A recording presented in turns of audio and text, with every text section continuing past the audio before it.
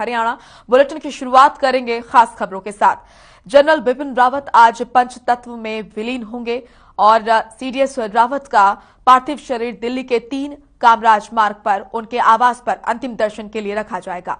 General Bipin Rawat के साथ साथ उनकी पत्नी मधुलिका रावत के पार्थिव शरीर को भी अंतिम दर्शन के लिए रखा जाएगा। सुबह 11 बजे पार्थिव शरीर को अंतिम दर्शन के लिए रखा जाएगा।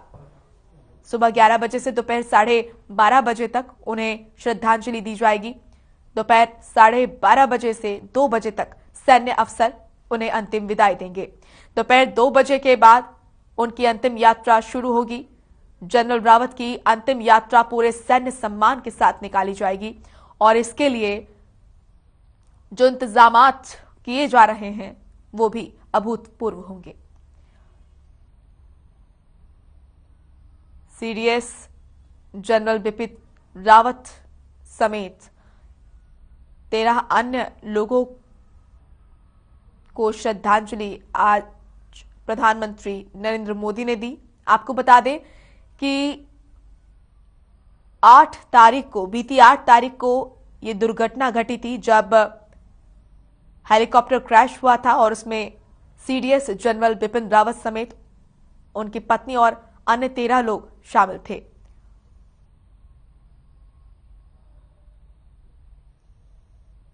सीडीएस जनरल रावत की मौत के बाद और इस दुर्घटना में जो अन्य लोगों की दुर्घटना में जो मौत हुई है उसके बाद देश में गम का माहौल है और एक बड़ा शून्य सीडीएस जनरल बिपिन रावत अपने पीछे छोड़ के गए। देश के बड़े प्लान्स, देश की बड़ी जिम्मेदारी उनके कंधों पर थी।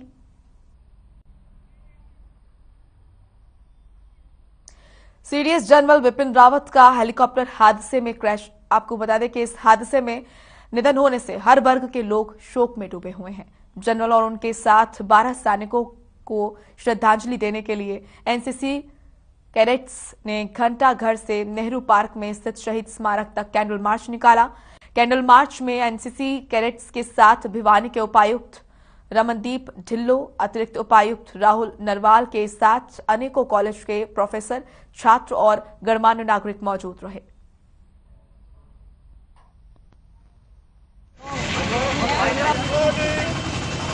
हमारा एक नेशनल लॉस है जिसको एक हमने कैंडल मार्च के साथ रिफ्लेक्ट किया है और बच्चे भी आज इसमें आए हैं और इस दुख की घड़ी में पूरा देश एक साथ है। नेशनल लॉस मैंने पहले ही कहा है कि नेशनल लॉस है, ये रिपेरेबल लॉस है और अब जो कुछ बिपिन रावत ने सर ने किया वो हम कभी उसका देश उसको पूरा नहीं कर सकता इस लॉस को।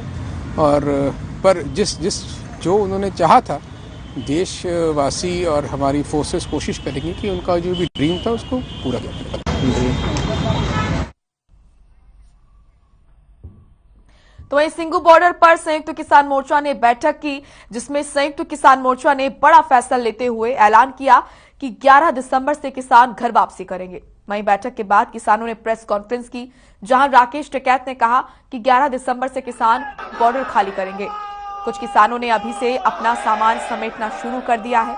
वहीं योगेंद्र यादव ने कहा कि सरकार से कई बातों पर सहमति बन गई है, जिसके बाद आंदोलन स्थगित करने का फैसला लिया गया। इस दौरान गुरनाम सिंह चढ़ूनी ने कहा कि आंदोलन अभी खत्म नहीं हुआ है, अगर सरकार अपनी बातों से मुकरती है तो फिर से आंदोलन का आगाज होगा।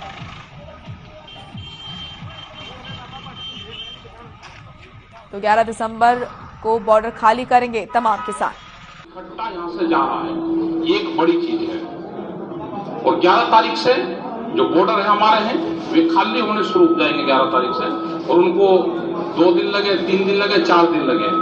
आज से भी बहुत लोग उसकी पैकिंग शुरू कर दी है और यहाँ से हम 2-3 चीजें इकट्ठी करते जाएंगे कि संयुक्त मोर्चा था, है और रहेगा। वक्त हम सिंगू बॉर्डर है और गुरनाम चढ़ूनी जो हरियाणा के सबसे बड़े नेता हैं, किसान नेता, उनसे बातचीत कर लेते हैं। आज आंदोलन को स्थगित कर दिया गया है। 1 साल का कैसे क्या कुछ रणनीति रही, कैसे आंदोलन जीता और क्या कुछ जानकारी? देखिए, इस 1 साल में बहुत उतार चढ़ाव आए हैं और 2 डिग्री टेम्परेचर पे, 45 डिग्री टेम्परेचर पे, इस पे भी किसान बैठे रहे हैं और उन्होंने गर्मी और सर्दी झेली है और कई बार ऐसे तूफान आए हैं कि सब कुछ उड़ा के ले गए और ऊपर से बारिश है, सब कुछ उड़ गया है। तो ऐसे हालात भी यहाँ पे भुगते हैं। लेकिन 700 किसान इस दौरान शहीद भी हो चुके हैं। इन सब के बावजूद जो है आज ये मोर्चा फतेह किया है। और सवाल ये नहीं है कि 3 काले कानून वापस हो गए हैं। सवाल इस चीज़ का है कि जो दुनिया की पूंजीवादी ताकतें हैं जो पूरी दुनिया के कारोबार पे कब्जा कर 3 कृषि कानूनों और अन्य मांगों को लेकर दिल्ली की सीमाओं पर चल रहा किसानों का आंदोलन स्थगित कर दिया गया है। सोनीपत कुंडली सिंगू बॉर्डर पर मुख्य मंच पर किसान नेताओं ने फतेह अरदास की। किसानों ने जीत की खुशी में यहां पर लड्डू बांटे। इसी के साथ बलबीर सिंह राजेवाल ने कहा कि इसे किसानों की जीत बताया और 11 तारीख को सभी को केएमपी के पास एकत्रित होकर चलने के लिए कहा गया। 15 जनवरी को दोबारा बैठक होगी। तब तक सरकार की गतिविधियों का पता चल जाएगा। अगर सरकार अपने वादों पर खरी नहीं उतरती है तो दोबारा भी हम आंदोलन कर सकते हैं।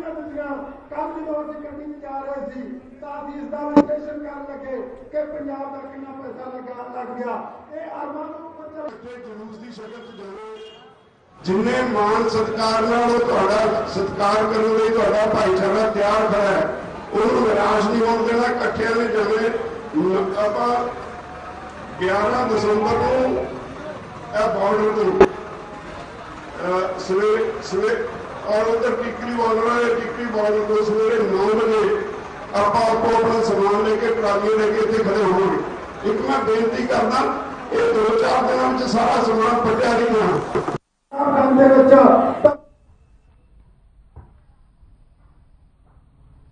चलिए आप खबर चंडीगढ़ से, जहां पर कांग्रेस के असंध से विधायक शमशेर सिंह गोगी ने किसान आंदोलन को किसानों की ऐतिहासिक जीत बताया। उन्होंने कहा कि 1 साल से किसान आंदोलन में शामिल किसानों ने सहनशीलता का जो उदाहरण पेश किया वो काबिले तारीफ है।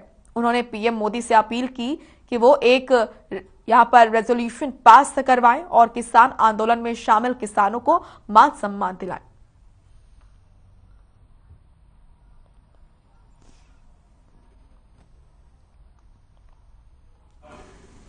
किसान आंदोलन की 15 महीनों के बाद समाप्ति का ऐलान हुआ है और प्रधानमंत्री जी को भी सद्बुद्धि आई है। उन्होंने उनकी मांगे मानी है और इस आंदोलन में जो खासियत रही वो ये है कि किसानों की जो सहन शक्ति थी वो भी कई बार टेस्ट की गई। वहीं टीएमसी अब मजबूती के साथ हरियाणा में पैर जमाने की कोशिश कर रही है।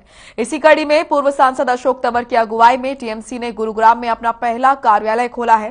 इस कार्यालय का शुभारंभ टीएमसी के राज्यसभा सांसद और हरियाणा प्रभारी सुखेंदु राय ने किया। वहीं दूसरी ओर टीएमसी राज्यसभा सांसद और हरियाणा प्रभारी ने साफ तौर पर कहा कि हरियाणा को पीछे करने में बीजेपी का हाथ है। जो राज्य कभी नंबर 1 होता था वो पिछले 7 सालों में लगातार पिछड़ता जा रहा है।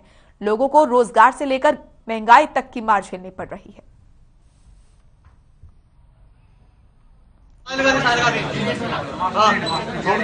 जैसे कि हमारे नेता डॉक्टर अशोक तंवर जी ने बताया अभी कि हरियाणा का जो मूल समस्या है, जैसे किसान और मजदूर क्यों संघर्ष कर रहे हैं, इसके जो प्रॉब्लम्स जो हैं, अभी यहाँ बेरोजगारी भी है, किसानों का मुद्दा है, लेबरों का मुद्दा है और हरियाणा का खास करके जो दूसरी समस्या है, इस समस्या को हरियाणा को पिछले राज्य की एक जगह मिल गया, जो कि अफसोस की बात है।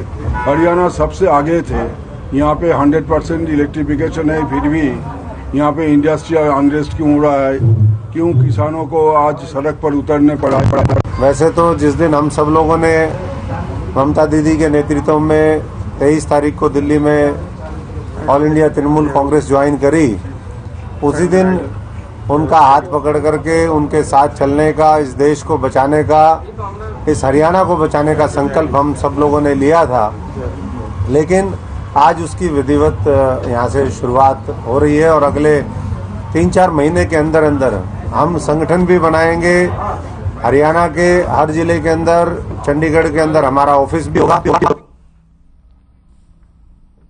वहीं कुरुक्षेत्र पहुंचे खेल मंत्री सरदार संदीप सिंह ने पेहोवा को अनाज मंडी का दौरा करके व्यापारियों से मुलाकात की। आपको बता दें कि देर शाम को खेल मंत्री बदमाशों द्वारा फिरौती के मामले में परेशान किए गए व्यापारी अमित कुमार की दुकान पर पहुंचे। खेल मंत्री ने व्यापारियों को आश्वासन दिया कि उन्हें किसी भी तरह से असामाजिक तत्वों से घबराने की जरूरत नहीं है।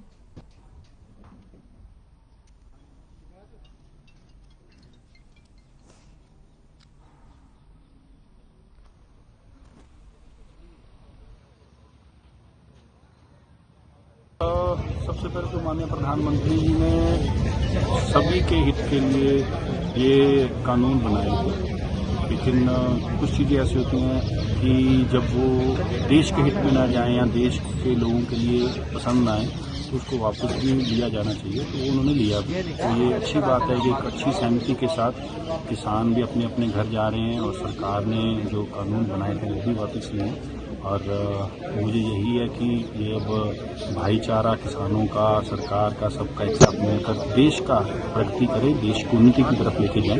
यही हमने एक मोटिव के रूप में दोनों किसानों ने भी, सरकार ने भी ये फैसला लिया, तो मैं उसके दोनों के फैसलों को मैं स्वागत करता हूँ।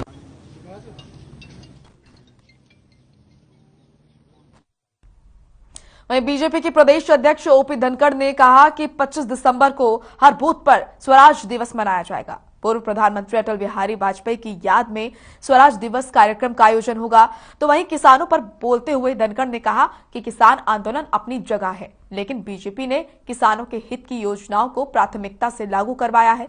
उन्होंने कहा कि बीजेपी शासन में पूरे देश में किसानों के लिए योजनाएं बनाई गई हैं।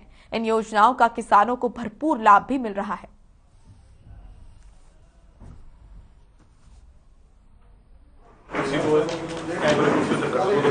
23 जनवरी सुभाष जयंती पर हरियाणा में 7500 स्थानों पर हर वार्ड, हर पंचायत 75 लोग खड़े होकर आजाद हिंद फौज के में जिस परिवार से लोग थे उनका सम्मान करेंगे और यही वंदे मातरम तिरंगा लगाकर सुभाष का चित्र रख के आजाद हिंद फौज का तराना जो सुभाष के स्वागत में गीत गाया गया था सिंगापुर में जुलाई 1943 में, सुभाष जी सुभाष के स्वागत में जो गीत गाया गया था उस गीत को गाएंगे और सुभाष की सेना जो गीत गाती थी कदम कदम बढ़ाए जा, उस गीत को गाएंगे। एक दिन में एक साथ एक समय 9:30 बजे से 10:30 बजे ये समय रखा है।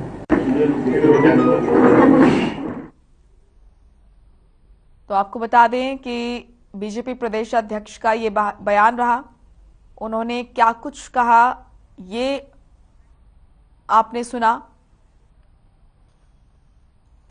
25 दिसंबर को स्वराज दिवस मनाया जाएगा और किसानों को लेकर भी उन्होंने कहा कि किसानों को लेकर लगातार प्रदेश सरकार प्रयासरत रही है कि उनके हितों के लिए कार्य किए जाए।